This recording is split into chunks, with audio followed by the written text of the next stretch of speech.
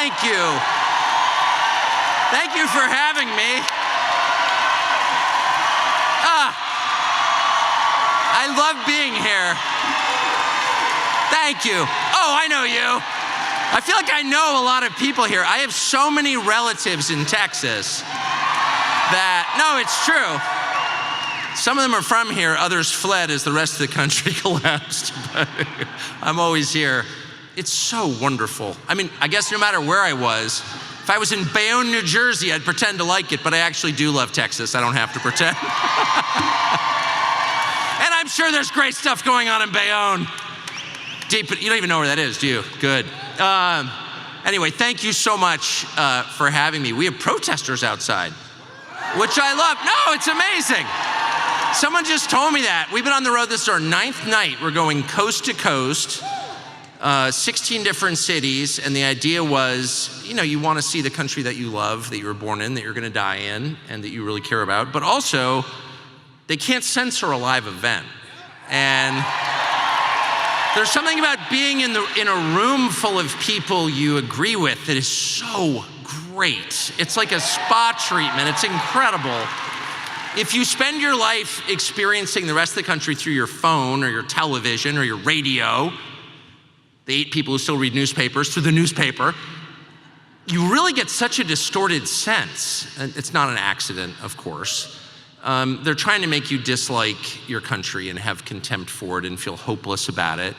But above all, they're trying to make you feel crazy, like you're the only person who feels the way that you do, that this is bizarre. You're thinking, this is bizarre. You know, you're lying, you're insane. And that, I think, is a normal person's reaction to the news, particularly recently. And of course, they're flipping it around on you and being like, no, everything's fine. You're crazy, you're crazy. And by the way, after a while, the Soviets used to do this to any sort of dissenter. You know, they put them in a mental hospital and be like, you're crazy. You don't think the experiment's working? It's working just fine. And you know, the truth is, like, they can kind of convince you that there's something wrong with you or that you're an extremist or something because you think what they're doing is nuts. And that's one of the real reasons I wanted to get out and just be in rooms full of people who are not crazy at all. They're the most normal people in the country, which, by the way, is the whole country. I mean, the percentage of people who are on board with the things that are happening now is tiny, and the polls don't reflect it. I mean, the polls are a reflection of a bunch of things. Part of it is party identification. Part of it is fear, you know, convincing people that, you know, your side may be terrible, but the other side is really dangerous. And part of them are just absolutely fake. I mean, they're not even real. They're designed to discourage you and to tell you a story that's not rooted in reality. But whatever the cause of bad polling, it doesn't measure the truth about the country, which is most people are not mad at each other at all. Most people have more in common than they don't. They live here, they're Americans, they have basically 99% of things in common, and they're not mad at each other. And I know that because I always think of myself as the most hated person in America, probably some truth in that. But you know, when I show up at your Quiznos or something for my unhealthy lunch, no one ever says anything nasty to me. Everyone's nice. Oh, I love you too. Were you at Quiznos? I think I saw you. You were getting the turkey. But it's funny, it really is a lie. People in this country are not actually at an individual level divided by race or sex or party ID to anywhere near the extent that they tell you. At all. Like, who is actually for, I don't know, inflation or no borders or castrating your kids and having no grandchildren? Like, no one is for that. There are like 9 rich ladies in LA are for that. Everybody else hates it. That's just true, and you're just reminded of that when you travel. And that's why I do wish I had a chance to meet the protesters. I kind of like protesters. They're just interesting, and when you confront them in person, they never have the stones to get mad at you. They always look a little embarrassed. Are you calling me a Nazi? Oh, no, not you. That's my picture on your sign. Well, I didn't see that. Okay. But it's just so funny. It's like I always have the exact same thought because, you know, you try to be reflective, and when people call you names, I do think it's really important to ask yourself honestly, in some quiet place. The shower is a good spot. Is that true? Am I what they're calling me? Because you don't want to be the things they're calling you, actually. And you don't want to let them turn you into the things they're calling you, which is also part of the goal, to upset you so much that you become the hater they claim you are. But so I have been through this process for, so many years where they call you something, and I actually do try to take stock. Like, am I that person? I don't want to be that person. Am I that person? And the one thing that always makes me laugh is when, and I'm sure every person in this room has been called it, but an extremist. You're an extremist. I was thinking, whatever else I am, a dessert eater, some other unattractive qualities, I'll admit it. But whatever else I am, I'm the opposite of an extremist. I hate change. My parents got divorced. I'm totally opposed to change. I don't like any change. It's just, I honestly have a really clear vision of America that doesn't strike me as extremist, it strikes me as the opposite. I liked America in 1985, actually, very well. And I'm sure a lot of people in this room aren't old enough to remember 1985, and those of you who aren't may think, well, did they have electricity and air conditioning and air travel then? Was the country segregated? No, it was awesome. There was very little conversation about the things that divided us. There was a ton of conversation about fun, irrelevant things like sports and the weather, and that really mattered. And in a healthy society, a happy society, people's focus is not entirely on politics, of course. Politics is what you do to make the things that are important possible, like your marriage, your children, your religious faith, your job.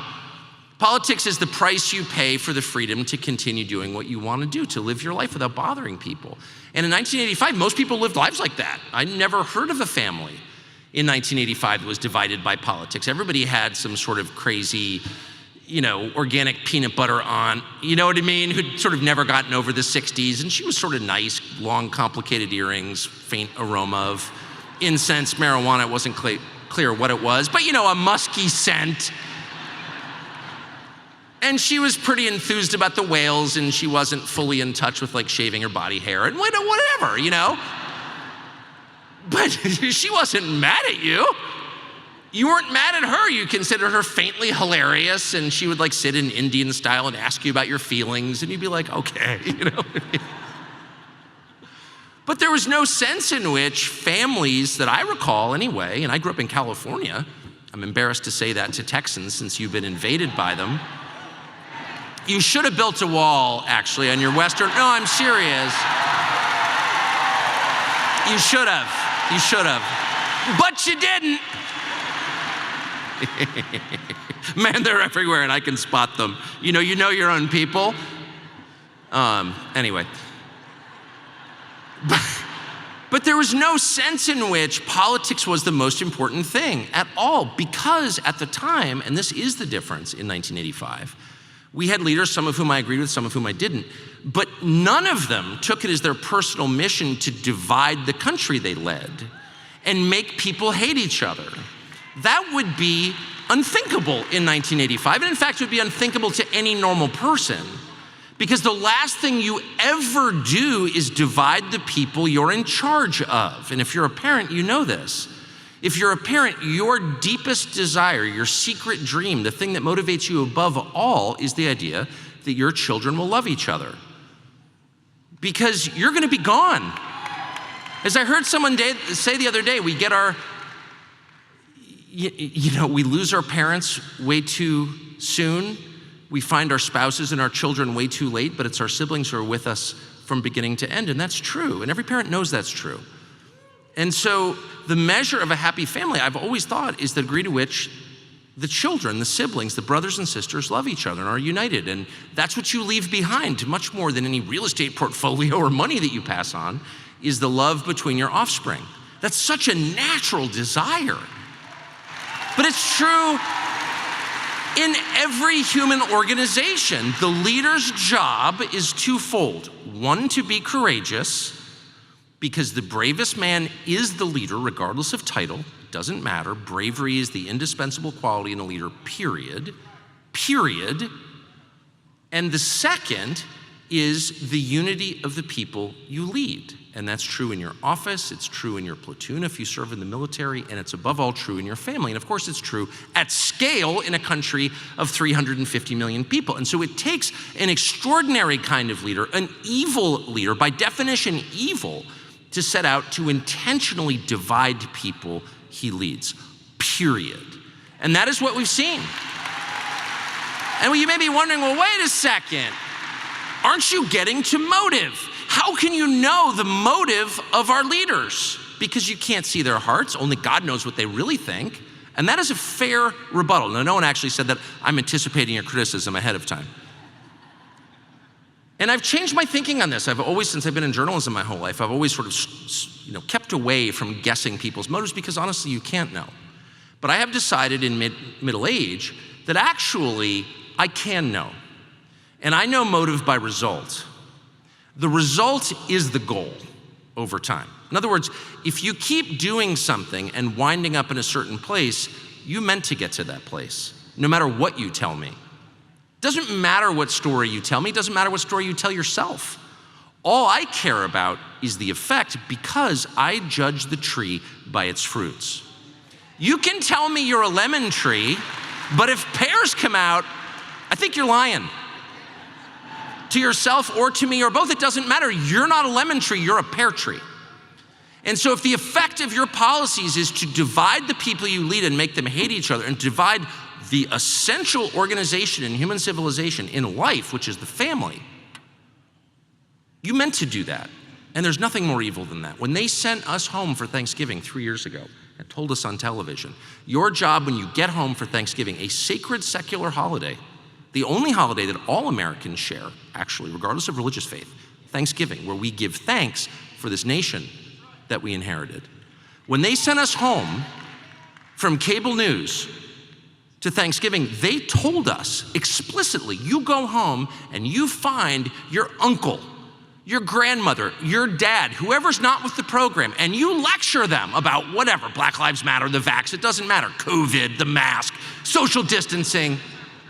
The pretext was irrelevant. The point was they worked intentionally to turn children against their parents, to turn Americans against their neighbors, to turn the races against each other. They've been on that program for 60 years and it still hasn't worked. Most Americans do not hate each other on the basis of their race.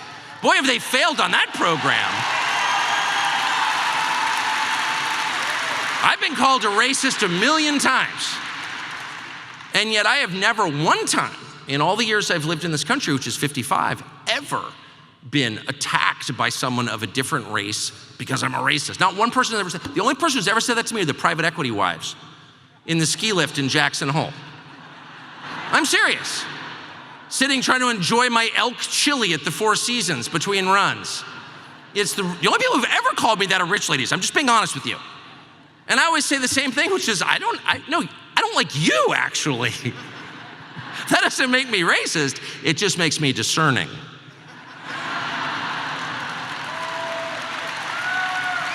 And you sort of wonder, sorry.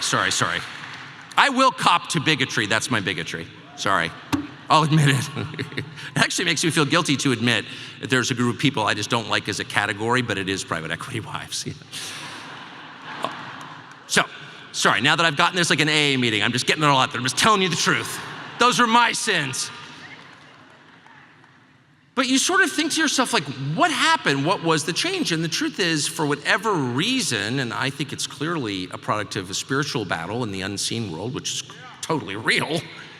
I didn't grow up thinking, I should also say, since we're being honest with each other, I am from La Jolla, California. Yeah, who said yeah?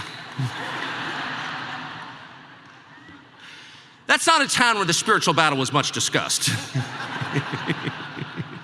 We had one topic of conversation in La Jolla, which was the weather, which never changed, by the way, which is sort of amazing. I never realized it at the time, but people in San Diego County in 1980 could talk for like all day about the weather, and the conversation would go something like, it's 75 and partly cloudy. Yeah, but this afternoon it's going up to 77 and sunny, and then it's gonna go back down to about 74. And this would go on for 12 months a year. That was the only topic.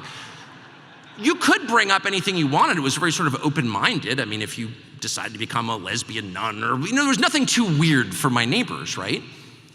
The one thing you couldn't mention was anything transcendent. Like, for example, you were not allowed to die where I grew up. No dying. There was no one ever died at all. And if someone did die, like, you could never talk about it. That was, like, very offensive. People didn't die. They just got in the car and drove to Palm Springs, and you just never, the presumption was they were on vacation. You never saw them again. There was no acknowledgement at all that they died, because that would raise the question of, like, what happens next? And nobody wanted to talk about that. So I did not grow up in a world where, the spiritual battle was discussed, acknowledged in any sense at all. I've come to this by watching empirically on the basis of evidence. And it's just so clearly true that human beings are being acted upon at all times by forces that they can't see, and that this has been the case since the beginning of recorded history, because all of history is about that battle. Every religion, all literature, all art. And really, only people who grew up in La Jolla, California in about 1980 didn't know that. So it's like a huge shock to me. What? I had dinner with, as I said, my cousins last night in Houston. I was telling them about this, and they're just like nodding, and I'm like, nobody's that unbelievable? And they're like, yeah, duh. We went to Second Baptist, we knew that. So some people have really changed. What's so striking, and what I want the substance of tonight to be about, is about how so many other people have changed in different ways. And that's a thing that nobody ever acknowledges, or don't acknowledge enough, and that I don't acknowledge to myself enough. And so I think if you're like me and you've been paying attention over the last several years, like, what is this? This is not politics. Clearly this is just evil. Let's just be honest, this is evil. There's no reason. Americans are so patriotic and nice and on the side of the little guy and the underdog, and you can absolutely gin up support for any kind of foreign conflict if you tell people, we're on the side of good against the forces of evil. And once again, they're leveraging, as they are with immigration, your best instincts, your decency, your humanity, your compassion, and using them against you, okay? You're a good person. By the way, Texas has had immigrants since it was a land grant state, and they've been great for Texas, I would say. There's no more pro-immigration state than Texas. And for good reason. Immigrants have been great for Texas. So when they open your border and just wreck your state with immigration, it took Texans a little longer to figure out this was going on, because they're like, no, we're good people, we're welcoming people. And the same is true with foreign conflicts. Of course we're on the side of the little guy against fascism or whatever, and of course. And what you don't realize is that the immigration that they're doing now, the open borders immigration, its only purpose is to destroy your country. That's the point. It's not a feature. That's what it's for. It's an act of punishment. It's an act of humiliation. They're trying to destroy the country that you grew up in because they hate it. Now, why do they hate it? It's a whole separate question. I'm not a theologian, but it's clear that they do. And on the war question, it's like, sending, $100 billion or $400 billion to a country only to see its entire male population killed? That's not fighting for freedom. That's killing people, actually. And the fact that you're getting rich in the process is really evil. So things are getting flaky around the world when prices change unexpectedly. Prices tend to change unexpectedly because something has happened to supply chains, global supply chains. So all of a sudden you notice the price of ammunition goes up, or you can't find common rounds. Where's all the rimfire? It's just gone. So if, say, the current occupants of the White House want to pretend the economy is doing well, they can release oil from the Strategic Petroleum Reserve, and we'll get a few weeks of lower gas prices. Many common medications, life-saving medications, are also susceptible to these forces. So today, in September of 2024, nearly 30 states are reporting very high levels of the COVID virus. Now, as we've seen, what that actually means about individual health is kind of irrelevant. Government posturing can and does lead to stockpiling health supplies and then rising prices. So you're downstream, all of us are downstream from all of that, from reckless policymakers. What can you do to protect your family? Well, obviously you want to be sure that in addition to everything else you've set aside just in case, you have life-saving medications you might need if there were some bigger disruption. And you want to buy them now at a decent, reasonable price. But how do you do that? Well, it's hard. Who knows where to begin? Jace Medical offers something called the Jace Case. It's a personalized emergency medication kit that contains essential antibiotics and medications that treat the most common and deadly bacterial infections. They include 5 life-saving antibiotics. You can even add on things like ivermectin and EpiPens that are sure to become scarce and hard to get if a crisis hits. And it feels like it might. So to get your Jace case, visit jacemedical.com, fill out a form. It gets reviewed by a board-certified physician, and your medications get dispensed by a licensed pharmacy at a fraction of the regular cost. It's not fly-by-night stuff. These are physicians, pharmacists, setting aside what your family needs at a good price. Do not forget to use promo code Tucker at checkout for an extra discount. Go to jacemedical.com, promo code Tucker. That's just a fact. But it's taken good people a long time to figure out what's going on, or, social distance, take the vax because you love your grandmother. Love my grandmother. I love my grandmother. I would do anything for my grandmother. Good, then obey. And so it took decent people like a couple of years to figure out this is not about my grandmother. Actually, you don't care about my grandmother. That's why she died alone. Right? I mean, it's like so. So the realization after a while is that, wow, evil is real. Like, evil exists in the world. It's real. It's really shocking to a lot of people, very much including me. What I think is even more shocking and never acknowledged is the existence of good in the world. Like, why is that natural? It's not. It's every bit as unnatural as evil. And by natural, I mean like a product of evolution. Like, Americans were trained in our secular society for the past 80 years to understand everything through the lens of evolutionary biology. People do what's good for them, and what's good for them is passing on their genes to future generations, like all animals. Like all animals are this way. Why do dogs do what they do? Because they're interested in eating and, having puppies. But every species is like that, and we were told that we're like that too. And so the idea that you would hurt someone for the sake of hurting him, or that you would do good for the sake of doing good, those do not fit into the template that we were taught growing up at all. There's no possible advantage that you derive from empathy, selflessness, altruism, deep compassion. That doesn't help you pass on your genes. So why are you doing that? You're doing that because good exists in the universe as an independent force that acts on us as certainly as evil does. And it's beautiful, and it's all around us, and we see it all around us. We see some people changing, their face becoming masks of hate and derangement, saying things that don't make any sense at all, that moderation is extremism and love is hate and war is peace and the vax is safe and effective, or whatever they're saying. None of it's true, and we're shocked by that. But at the same time, I bet if you take stock of your life, of the life that actually matters, which is the people that God put around you, beginning with your spouse, extending to your children, going out in concentric circles from there, to all of your relatives, to your parents, to your college roommates, to your coworkers, to your neighbors, the people in your actual sphere, the people who you talk to every day, the people you're responsible for, the people whose duty you have to make happy and to care for, you will find that your relationships with them are deeper and richer and more real and more honest than they've ever been. I know that that's true in my life. For all the friends and acquaintances I've lost, which is pretty much all of them, because I'm so extreme. And I'm sure every person in this room can relate. The relationships I have with the people who are left, or the friendships that I've gained since then, are so much more rewarding and richer than they ever were. I don't even have shallow conversations anymore, and I love shallow conversations. I'm from San Diego County. I can still talk about the weather. It is 74 with broken cloud cover. It's incredible. And people are like, no, there's a spiritual war. I mean, people are so deep all of a sudden. And it's just so wonderful, because what it shows you is that for every person who's decayed inside and been captured by dark forces, which is a lot of people, most of whom seem to live in Washington, there's so many more people who become bigger and more open and more aware of what connects all of us as human beings, all of us as children of God, who are so much more connected, so much more selfless, so much more willing to lay down their lives for other people.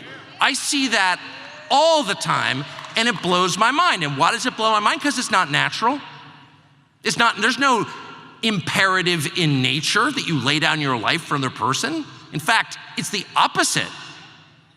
So it's not natural, it's supernatural.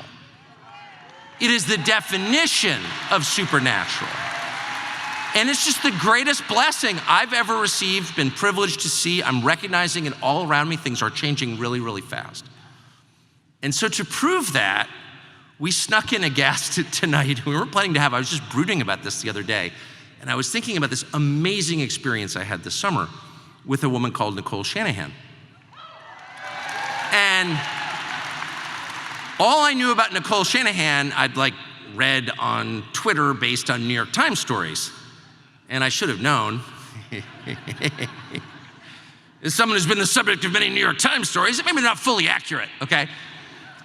But the outline of the Nicole Shanahan story was one I thought I understood pretty well. So she's from California, like me, from the Bay Area, like me, originally, that she had been married to Sergey Brin, who was one of the founders and biggest shareholders of Google, was truly a force for dark, I think, in this world. He's the reason that we're not allowed to be treated as human beings and we're censored constantly, one of the reasons. And that, she's an affluent lady from California, and she looked kind of liberal to me. And I'm a judger on that subject, and I was like, okay. And then she's running with Bobby Kennedy, who I love, but I didn't know anything about it. So I get this call from someone who works for Nicole Shanahan, she would like to meet you. And I said, okay, when I meet anybody, because you want to be open-minded and be surprised by people. I've rarely been as surprised by anyone in my whole life as I was by Nicole Shanahan, who turned out to be one of the deepest and smartest and totally real people I think I'd ever met. And she was that way because in all people you meet, or everyone I've ever met who's truly deep, has had pretty much the same story. They changed. They were forced to change. Something happened in their life that required them to look inside and ask the basic questions like, what do I believe? Why am I doing this? Should I be doing this? Is this right or wrong? What is right or wrong? We can float through life without asking those questions, but sometimes we're forced to answer them.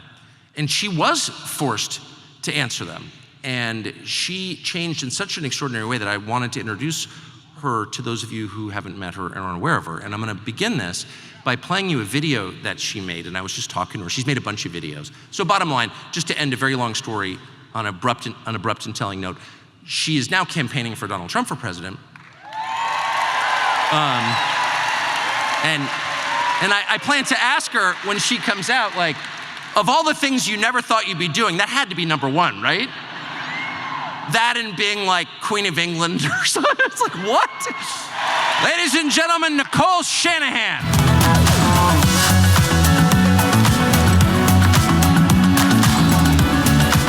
That is so good. What the hell was that? I think Thank you. Thank you. So I got to ask the question that I posed before you even arrived. If I had asked you at a dinner party in San Francisco 5 years ago, do you think you'd be in, say, Sugar Land, Texas, campaigning for Donald Trump? Well, hi, Texas. I'm so happy to be here, and I have a special gift from the Maha peoples to the MAGA peoples. Can you read what that says? Make America healthy again, and check out the back. Unity. So, what I think is so cool and interesting about your story and your honesty is that, at a time when people feel in their gut that something is not right with the leadership of the country, you actually can say, I've sort of been there. I've been around a lot of the people who are making these decisions. So I'd just be really interested in taking a minute to hear your story. What convinced you that you should change your mind on some things? How did you get here? Yeah, I'm from Oakland. I'm from Oakland, California. And I spent my life thinking that Democrats were good people and Republicans were bad people. It's what was taught to me in the school system. And, I went out to Crossfire as a teenager. I was always interested in politics. I went Crossfire, out. the fabled CNN program hosted by a very handsome man in a bow tie? Right, and I almost wore a bow tie tonight in celebration. But I was out there to see James Carville debate you.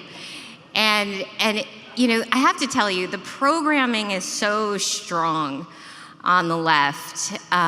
They earnestly believe what's being sold to them right now.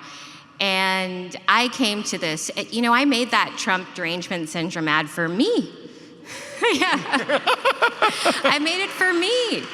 And I made it for all the people I know who are suffering from the lies the media is telling them. And it's an offering to this country to unify, get over this BS, and see what's actually happening here.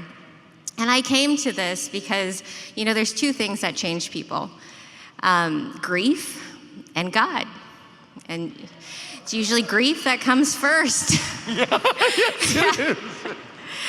And my grief was really, I always wanted to be a mother. And more than anything, I wanted to be a mother. I wanted to be a lawyer too, but got that out of the way. I was always very smart. But being a mother turned out to be a very convoluted experience, it turns out, in this country right now. And if you're a liberal woman, you're told, go harvest your eggs and freeze them. They tell you that now really early on. And so I went through the process, and during the process, I realized a number of things, but I walked away with an understanding that science is also not what they're telling us today. That there's this corporate world that, in the case of IVF, runs the IVF clinics. And the science of IVF is actually not based in well-researched, well-documented foundational science. It works. It was discovered out of cancer research dollars. But if you actually look at the investment in women's health, it's not there. And ovarian function, it's the least studied organ in the body. Arguably the most important. None of us would be here without it. Right? And so I started to fund the science, and that's when I first came across transhumanism. And transhumanism is very real. It's this idea that technology can replace human function. And so I put $100 million in to understand how to make and keep healthy women healthy, but all these transhumanists, right, what a novel idea. Let's keep women healthy so that we can have healthy babies. It's the most important thing in the world. Yeah. But the transhumanists wanted to build artificial wombs with these grants. They wanted to study IVG, which is creating gametes, eggs, out of human stem cells just from your skin. And there's a company called Conception that actually just had mice give birth to 5 pups with 2 male donors. And so, it's very real. Transhumanism, I'm in Silicon Valley, I'm in tech, I see all of this stuff daily. And it made me question, if we are at a time in human history where we have to pause to really think about where this is all going. And I was slowly being labeled anti-science as a result of that. And then the pandemic hit. And like many of us, the science didn't check out, didn't reconcile. So I met Bobby Kennedy, and he bravely left the Democratic Party, something that is really hard. It's really hard for a lot of us to do. In his case, it was literally part of his genetics. In my case, it was my upbringing and my programming, how I was raised.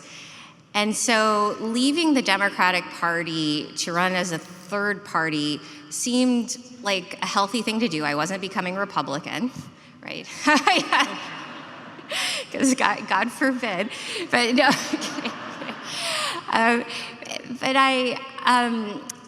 that experience is when I realized how bad things are in this country.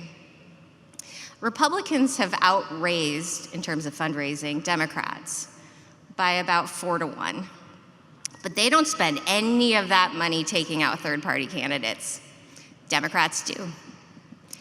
The amount of money they spend on undermining the things that make democracy democracy, they do it in ways that I could have never imagined. And I will tell you, they hide it very well from the Democratic Party base. And I feel that it is upon us to really tell the Democratic base what is going on.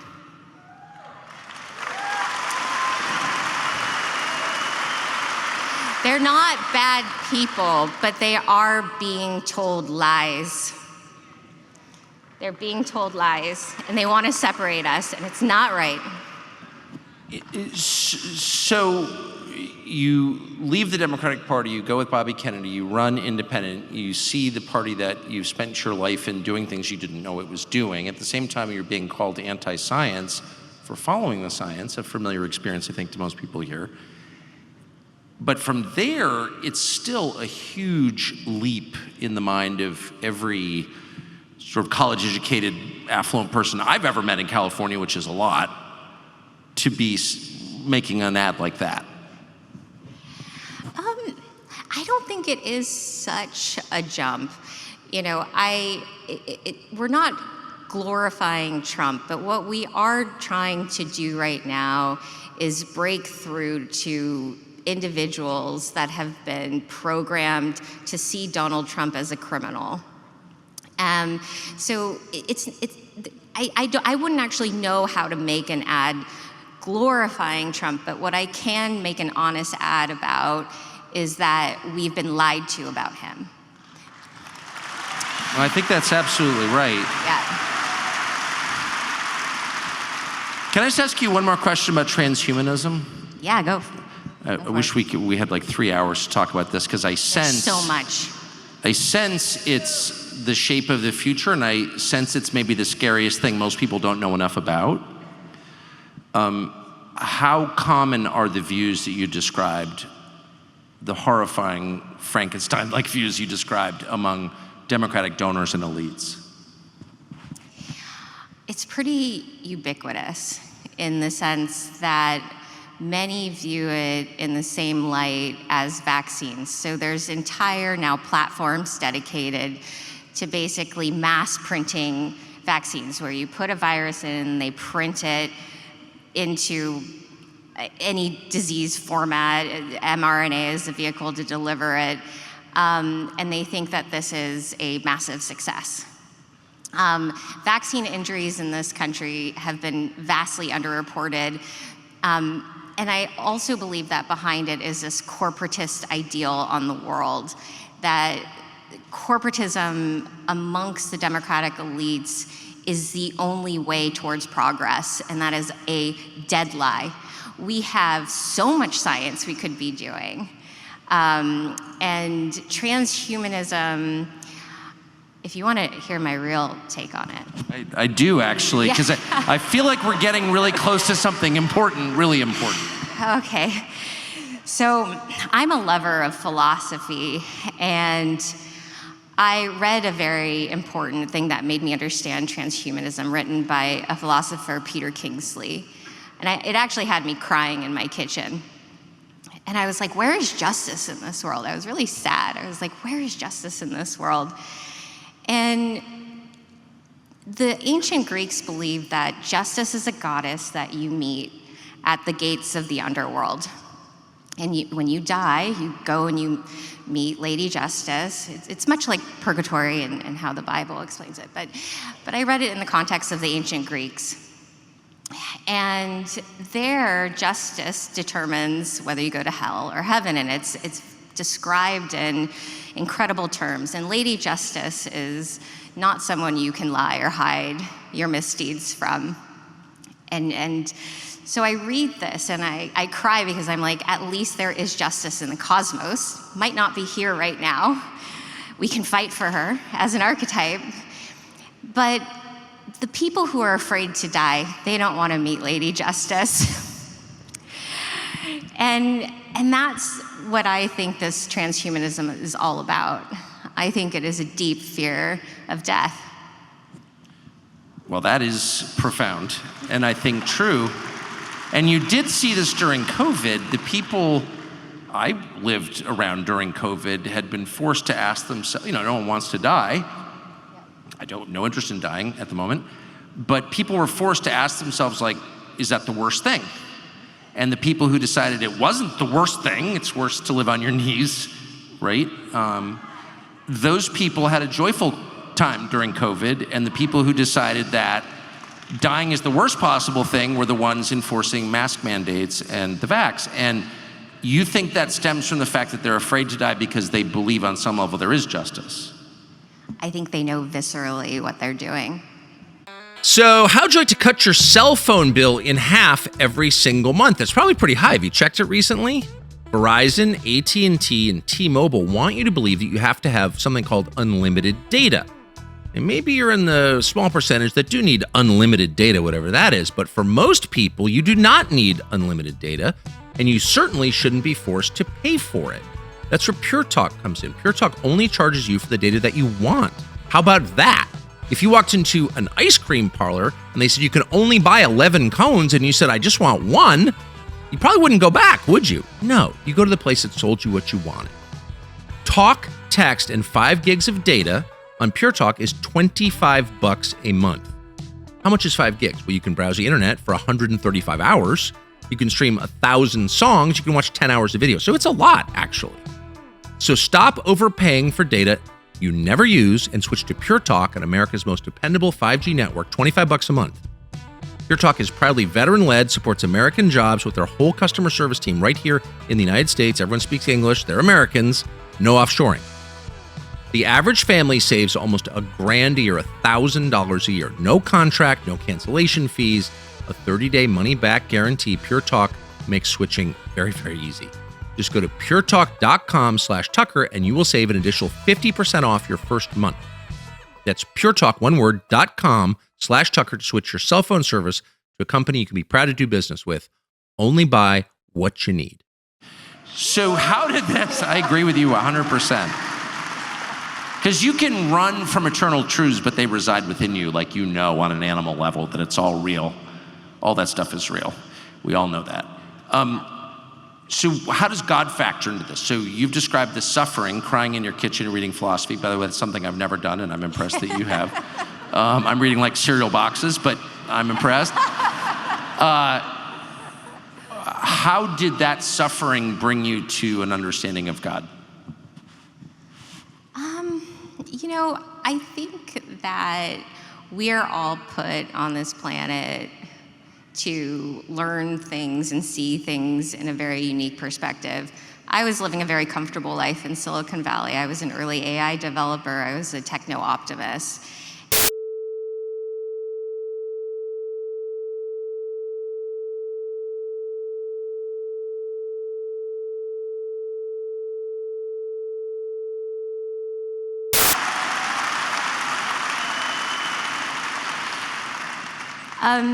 So my grief was also a very lonely period because no one around me could be someone I could trust with even this notion that perhaps the shot caused an adverse reaction. This is a no-go for progressives. You cannot talk about these things amongst these communities. And the loneliness plus COVID, because this happened around COVID too, led me to a place of utter destruction. And I was alone in that process. And, you know, we don't have to talk about my ex-husband. It's very therapeutic to be here with. It's kind of like therapy right now. It's, you know, coming out of that completely alone with a child that you feel helpless to help is a position that either leads you to total hermitage or makes you a warrior mom.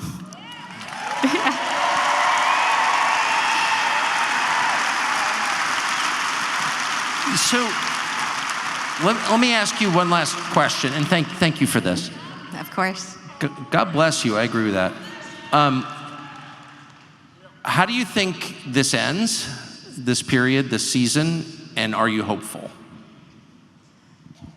I'm hopeful because of you,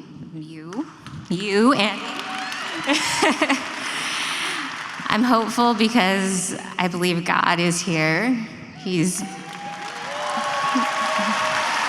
here. And I believe that this country wants to heal right now, more than anything.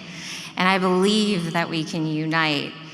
I believe also that Donald Trump, minus some of his imperfections, is a guy who wants to take us along with him. So. Nicole Shanahan, ladies and gentlemen, thank you. Thank you. Thank you all. Thank you.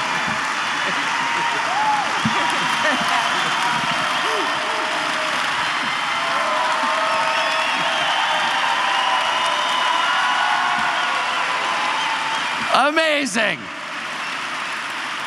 That really is the beauty of this moment, is being shocked by how much you have in common with people you didn't think you had anything in common with at all. It was awesome. It was awesome. And it's happening all around us, where people are deciding, you know, this is fake, those categories are fake, I'm gonna tell the truth no matter what. And when you start seeing people doing that, it gives you heart and hope. So with that in mind, I want to introduce our second guest of the evening, who is someone who I've known for several years, who I think is one of the most impressive voices in the conversation, one of the smartest, one of the toughest, one of the most interesting, one of the most original thinkers, a totally fearless person who, if you live in Texas, because he lives in this state, he's very local, but I also think he is national. You're familiar with him, and that is Jesse Kelly, my friend, who joins us now.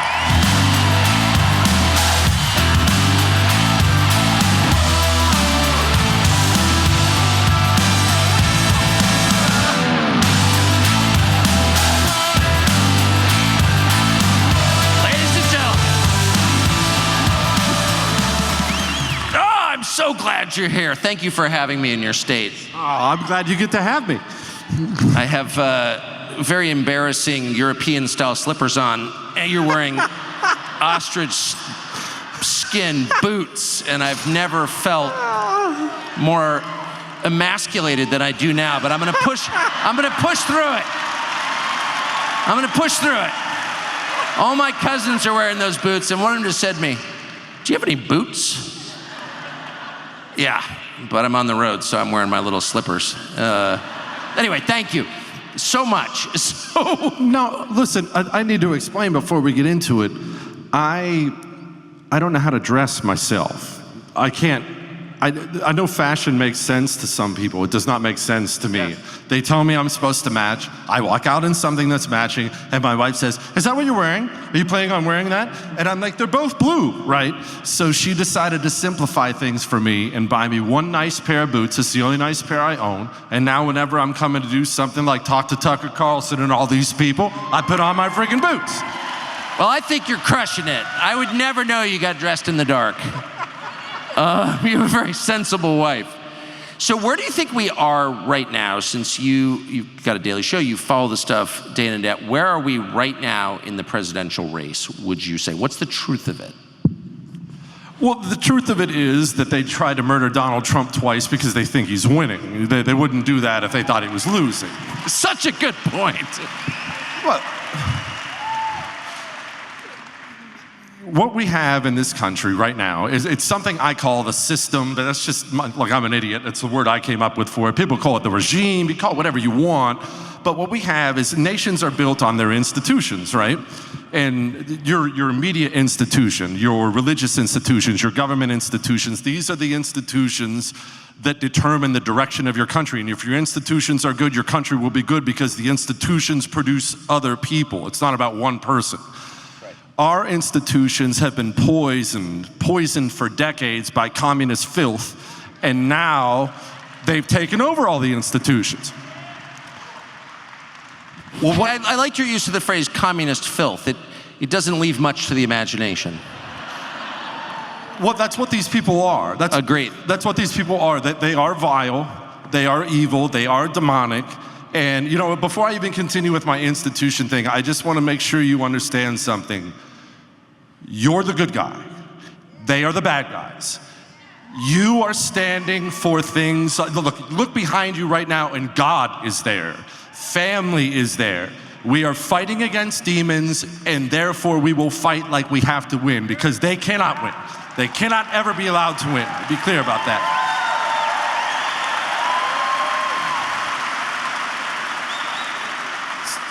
So once the institutions got completely taken over by communist filth because we ran God out of the country, and then we allowed these people to educate our children, we very naively sent children off to government schools for years thinking they were learning their ABCs when really they were learning to hate America. America sucks, it's evil. You send your kid to kindergarten, now he comes home and talks about how we genocided the Native Americans. But it's crazy. So we've managed to poison all of these institutions, and now we have a criminal enterprise running the country. Our government is a criminal enterprise, it is. And criminal enterprises do what to protect themselves? Everyone has watched a movie or read a book about a criminal organization, the mafia. What do they do when there's a threat? They kill. Corrupt systems kill. They tried to blow Donald Trump's head off twice because he threatens that. And all of us threaten that. That's why they sent the FBI after school board moms. That's why they ran all the people out of the military who didn't want to get vaccinated. The system is afraid, and they lash out and they kill when they're afraid. What gives me hope is the fear. And not because I'm for fear, I'm totally opposed to fear, but fear suggests they know that they're losing, and there's not actually popular consent for this stuff. I mean, I honestly don't think, maybe I'm deluding myself, that most Americans want what they're getting. Do you think? I think it depends on how we classify most Americans. Are we talking about people who simply reside here, or new ones that they've imported into the country? Because that's an important part. I wasn't trying to be glib. That's an important part, and it's an important reason why the federal government has taken your money out of every single paycheck, and they have flown and bussed in foreigners into your country. They pay for their housing while you can't afford houses. They pay for their eggs while you can't afford eggs. They take over your job at the factory for a fraction, for pennies on the dollar you were working for, and then they will run ads on television telling you these people are so much more hardworking than the dirtball Americans we just fired. This is the greatest thing in the world. The propaganda would not be so heavy if they were comfortable in their position of power. People think that these people are all powerful right now. They're the furthest thing from it. Otherwise, they wouldn't still be lying. They would just be showing up at your house in the middle of the night to shoot you in the face like they did in the Soviet Union. They know they have to lie about every single thing, and they're not even good at it. If you want to feel really great about something, we're up against a bunch of tubby losers without girlfriends. It's not like we're facing warriors here. We're the warriors here. The most interesting and newsworthy television show of the year is coming here to TCN. We are not bragging. That's actually true. The president's been shot. I repeat, the president's been shot. So our longtime producer, Justin Wells, and a team have been embedded, with no publicity at all, with Donald Trump on the campaign trail for months. They're the only crew capturing what is going on the campaign in real time, intimately.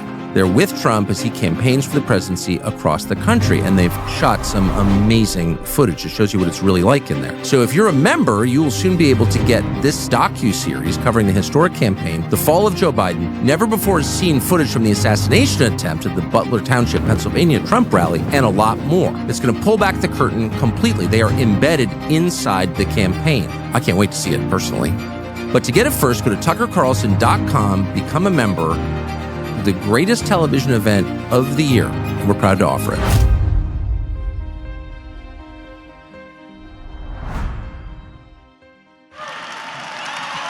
Do you have... I think that's right. I think that's why they're trying to take your guns. There's a video that came out of Kamala Harris today from some years ago in California. She's standing right next to Gavin Newsom. I use the word Gavin Newsom as if he's a human being. That has not been verified. But whatever the kind of, AI bot, who's the governor of California, she's standing there and she said, just because you have a gun legally, and I think I'm quoting, in the sanctity of your own home, doesn't mean we can't come in when we want to check to see if you're using it the way we want you to. So that, of course, is like a violation of the Bill of Rights. That's the definition of tyranny. And I gotta think they're so fixated on the gun question, not because they're against violence, they created violence in all of our cities, including your cities here in Texas, but because they don't trust the population. I mean, is there any other explanation? No, they want to take your guns because they want to murder you, like every evil government in the history of mankind. And people can say that that's crazy. Open up a freaking history book. Governments, they'll disarm you and then they'll murder you. They'll disarm you and then they'll murder you. And if you think that these... Wait a second, that's not on Wikipedia. That is not on Wikipedia. That's not what I read at all. I thought they were disarming you because you might hurt yourself. Yeah. And you know, this is where you can think, if you're speaking to a normal person, like somebody who's not politically involved, they want kids, school, watch the game on Sunday, and you start talking like this, they might look at you crazy or think that you're a wingnut, because when they look at Kamala Harris or Christopher Wray or Merrick Garland with his weird voice, why does he talk like that? And they think to themselves, well, he doesn't look like Stalin. He doesn't look like Mao. I'm here to tell you something right now. These people are so sick that kids will be dead in a school, and without an ounce of shame, they will stand on the bodies of dead children before the shooter is even dead to take your guns. And it's not because they've shed a single tear for a dead child in this country. It's because the dirty demons who want to hurt you lay awake at night dreaming about it, and they are so mad that they can't, because we are the most armed freaking people on the planet. We have the guns, we have the ammo, and that's why they're mad. I think you're onto something that they kind of figured out. I mean, they're not stupid, I will say that. And they kind of figured out that you can't give the game away really, in an obvious way. You can't just show up in some Latin American military uniform and say it's a junta, now obey.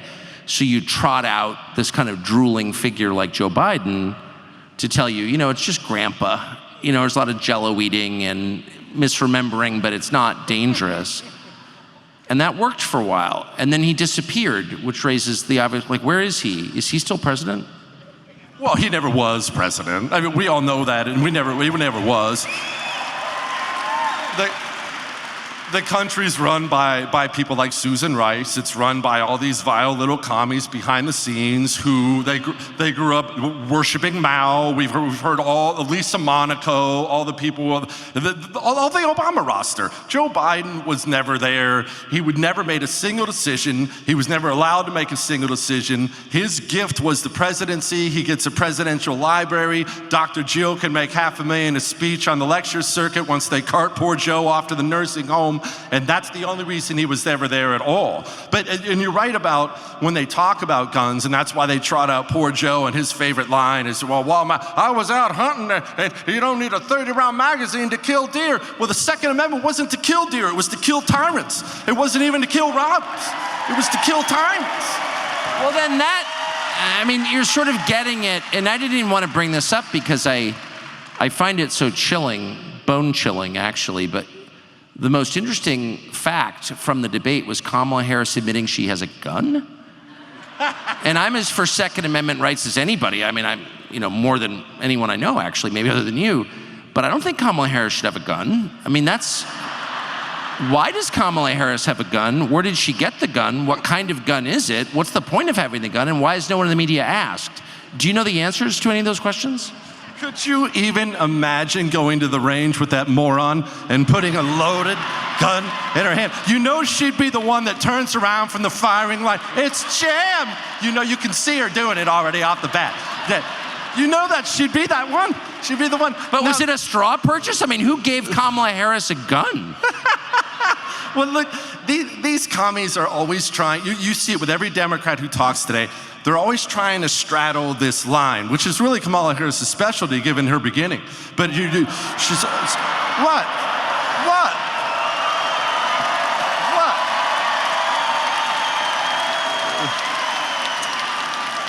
So, I'm so pure I didn't get your joke.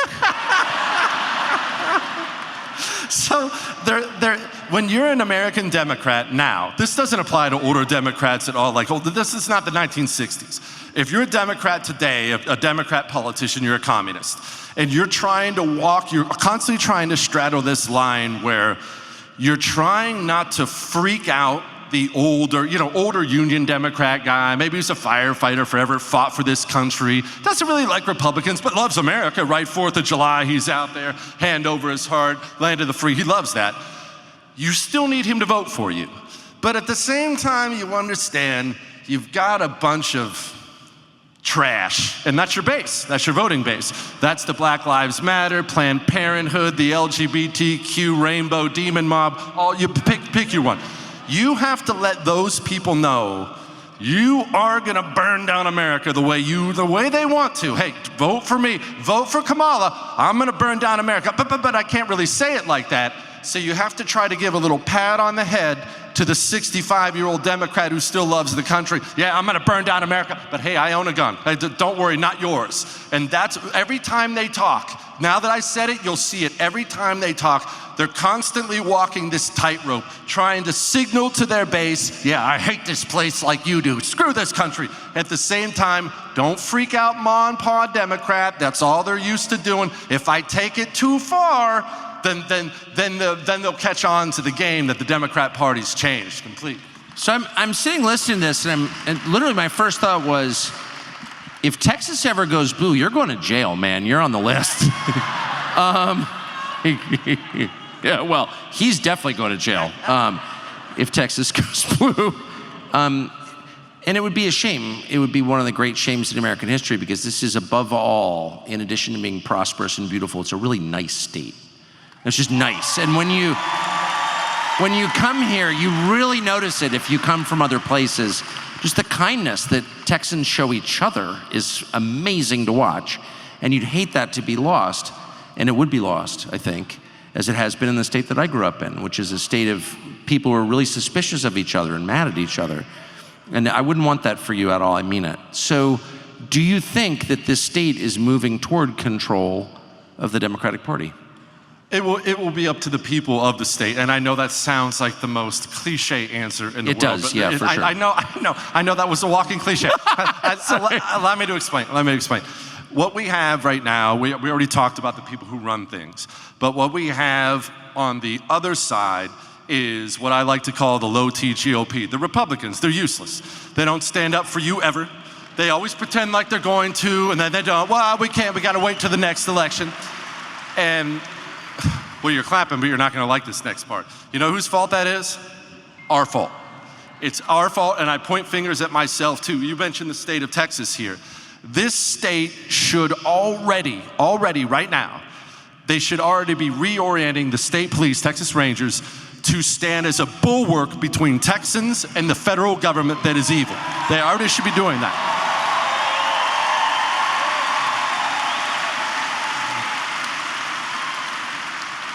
But instead, we have John freaking Cornyn as a senator. And this is what I mean. We need, and the sad part is, this isn't going to be applicable to any one of the thousands of people who showed up to watch Tucker Carlson tonight, but we have a primary voter problem because the reddest states, they are sending the most putrid losers to Washington, D.C. John Thune, John Cornyn, Mitch McConnell, James Lankford, Naked Ken Doll Lankford out of Oklahoma. These people are from our reddest states. Wait, what did you call him? Naked Ken Doll. Have you ever seen a Naked Ken Doll? There's nothing there. So, no, I'm not bragging. I've never taken off Ken's pants, but it's just... Well, believe me, that's what you're going to find if you ever disrobe James. But the point is... I'm stealing that. The point is, we have this red state, and because it is red, look, I moved here on purpose. My wife and I, we had 2 kids. I moved here without a job because I love Texas people so much, because that's what we do. But that niceness can also burn us as well, because you move to a safe place. I'm in a neighborhood without crime. I'm in a state that's Republican. I have this, I have that. And you think to yourself, we're fine. We're not fine. The demons come for what is good. what is good. It's not an accident. If you've ever sat at home and you watched any of this child tranny stuff or anything like that before, and if you ever said something to yourself like, why the kids? Why can't they just leave the kids alone? People love saying that on the right. I don't understand why they can't leave the kids alone. The kids are where they went first, because the kids are the most good, because the kids are the most innocent. They're not gonna come after me. I'm a horrible human being. The kids are the most innocent, and so that's why they went after them. Whatever is good, whatever is right, that's what the devil goes after first. And if you think your state of Texas is safe, it's the most unsafe, because these people look at you and your family and your values and your guns, and it's a reminder of everything they're not, and it's a reminder of everything that can stop them. So we're not safe, and we have to start getting more involved locally and in primaries. It is a disgrace that John Cornyn is a senator from this state. That should never happen again. Disgrace. Wow, that is a really deep analysis. It's the purity, it's the desire to defile purity that drives them. Anything that is beautiful, anything that is unsullied, anything that is sincere, they hate. And I have to say, it's true, you really notice it. And you know it with art and architecture. It's why they destroy nature. You know, it's why they put up wind farms on the top of mountains. You know, but Texas does seem, I'm just being totally honest, the single most left-wing, truly left-wing member of Congress I've ever met personally is a Republican from this area who has no interest in the United States whatsoever and does not even pretend. I'm not gonna name names. Oh, I think that's right. Yeah, it's Dan Crenshaw, the most liberal, most left-wing person I've ever met in the Congress. I'm just being serious. I mean, structurally, how does that happen? Well, it happens because we don't go beyond this is not going to apply to the people in the room because you're the hyper-informed. You don't understand how much more informed you are than your neighbor that you didn't invite tonight. I really mean that. Your brother, your mom. Yes, they're Republican. They're voting Republican. They probably have a MAGA hat on. Go Trump! Ask them when the last time they voted in a school board election was. Ask them if they even voted in a primary election. We don't do it because we're in a safe, comfortable place. And this happens everywhere. It happens in Wyoming. It's like the reddest state in the union. It's not unique to Texas. If you're a scumbag communist and you want to get elected in a place like Wyoming, you can't run as a Democrat. You can't run as a hard lefty. You throw on some cowboy boots and you buy a shotgun and go out there and take a picture shooting at some pheasants, and you learn how to speak the lingo a little bit, watch a little bit of Tucker Carlson. Now you know what to say, how to deceive exactly, and you find yourself in a position of power, kneecapping people on the right time after time after time. Our controlled opposition problem is so bad, and that's why we always feel like we're playing tug-of-war with Whoopi Goldberg. It just doesn't feel like you can win. It's so true. Wyoming is the most Republican state in the United States. With the exception of Teton County, every county is Republican. And they elected Liz Cheney, who just endorsed Kamala Harris time and time again. I noticed something today that I wanted to ask you about. So there's this new list that Democrats are bragging about of Republican national security officials that have endorsed Kamala Harris. And on the list, it's all Bush Cheney people. It's all the architects of the Iraq War. But on the list is the chairman of the 9/11 Commission, who's responsible for the 9/11 report, and who's now at the University of Virginia as a professor, but really a guy who I think probably should answer some questions. And you wonder how much of the resistance to Trump, who's not he's a pretty moderate guy actually, but in Washington he's hated more than anyone's ever been hated. And I always have wondered how much of that hatred stems from fear that he might declassify documents that implicate the crimes of the most corrupt city in the hemisphere, which is DC. Do you think that's a driving, motivating force? I actually think you nailed it completely. I think it ties directly to foreign policy, actually Trump's foreign policy, because for the longest time, Democrats and Republicans, for most of my life, have really had pretty much the same foreign policy. It's really a worship of the state. It's what it's always been. Ours has looked different than theirs, but we always trusted the FBI. I wanted to work for the FBI when I was a kid. Oh my gosh, the FBI. I didn't know it was the Stasi, or at least it was turning that way. I had no idea. We had no idea about these things.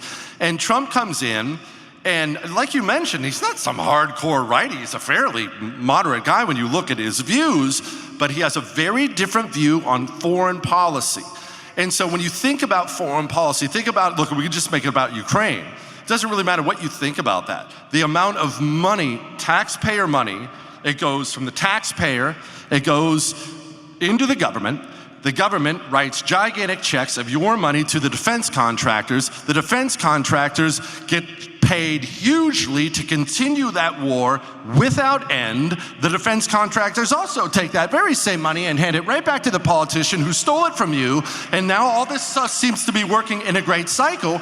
And now when you tie in the finance giants who they've already promised big fat taxpayer funded checks to rebuild, of course, when the whole thing's done, what you finally wake up and figure out is the evil demons who run the country look at all of us like just one big tax farm so they can stay in power, so they can have their steak dinners, so all this stuff can work out. And that Bush-Cheney wing, they were the freaking worst about all that stuff. They were awful about all that. And Trump challenging that, I will always believe Trump challenging that is the reason they're trying to murder him so bad, because that is the most money. You follow the money, there's your answer. I think you've got to be right. By the way, you served in the Marine Corps during that period. You did the patriotic thing. Now they hate you. But it's just, it doesn't make any sense otherwise, because here you have Dick Cheney and Philip Zelikow, the guy who ran the 9/11 Commission,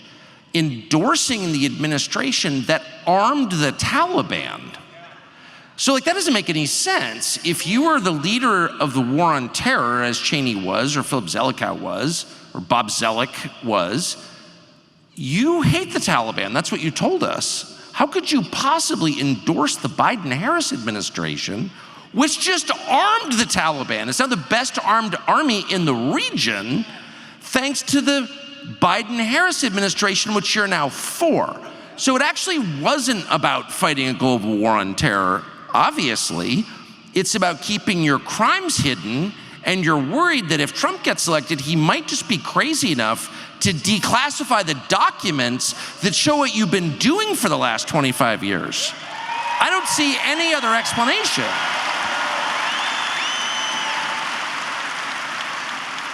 I agree with you standing up and cheering. That is right.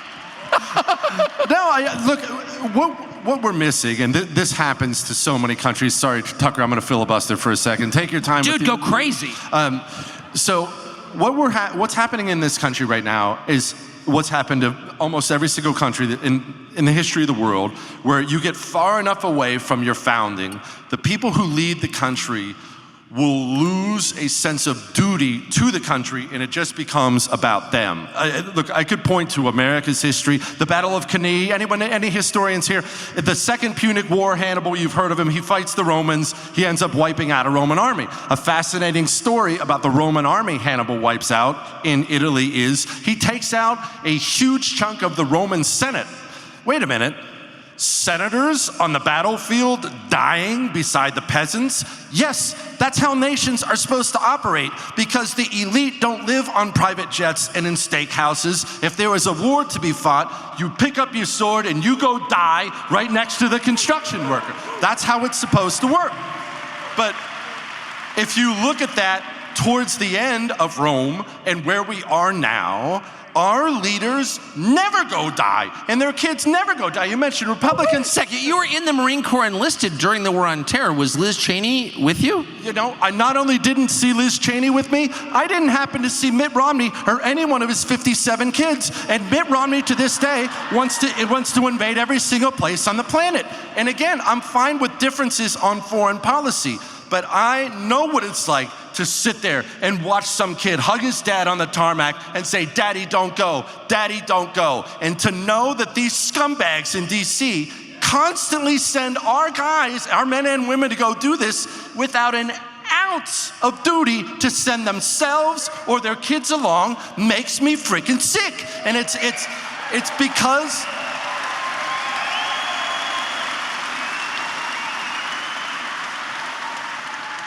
because they don't have a sense of duty.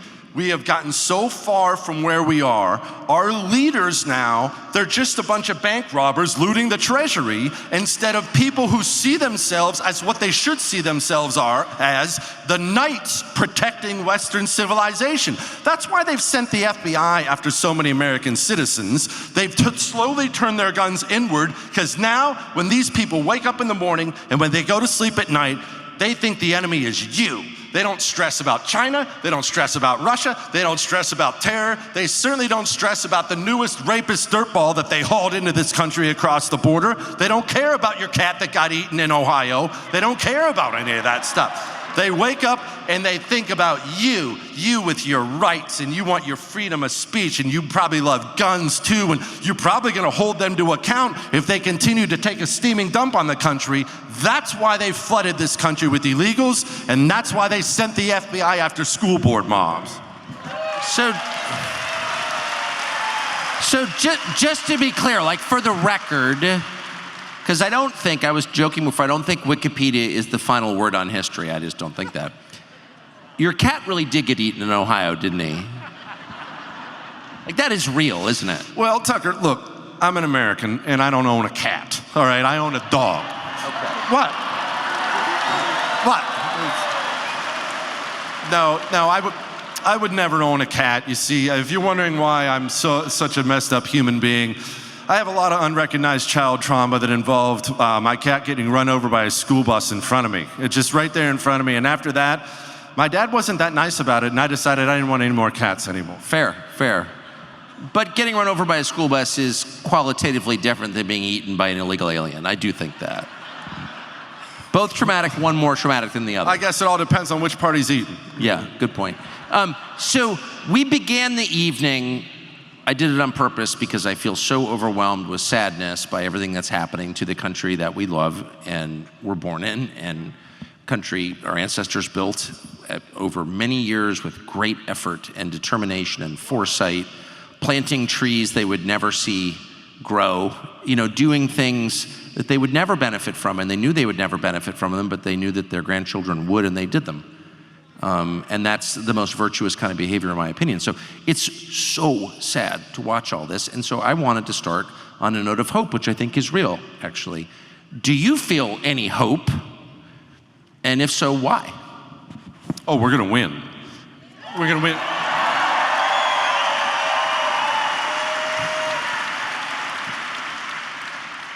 I know that you're afraid. I get afraid. I know you're sad. I'm sad.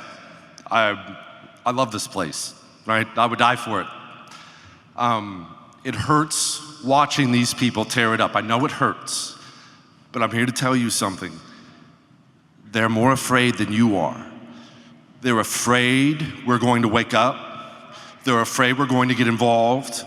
They're afraid we're gonna go to their little fiefdoms of power at the local library or Congress or the school board, wherever it is, and take their power away from them. They're afraid of you speaking the way you wanna speak on social media. They're afraid of the fact that your guns, the demons are more afraid of you than you are of them. The darkness is afraid of the light. The light does not fear the darkness. And they should be afraid. I want to make sure I'm very crystal clear about that, and you can clip it all day long, you commie scumbags. Come knock on my freaking door.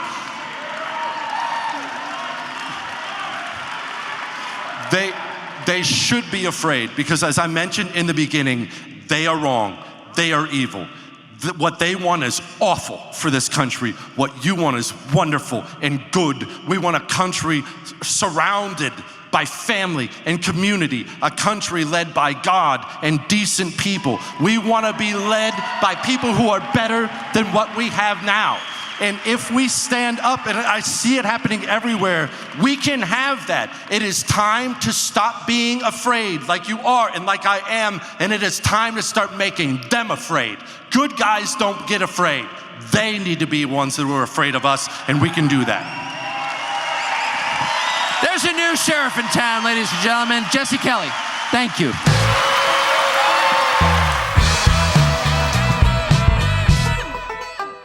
The big tech companies censor our content.